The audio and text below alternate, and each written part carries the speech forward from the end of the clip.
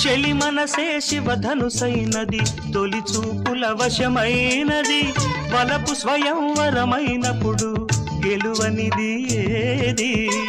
ఒక బాణము ఒక భార్య అన్నది, శ్రీరాముని చిరయసమైనది, శ్రీవారు వరమిస్తే సిరులన్నీ నావి.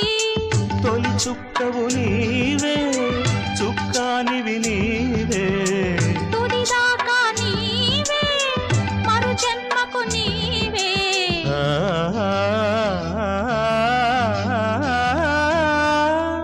జానకి కలగనలేదు రాముని సతి కాగలనని ఏనాడు.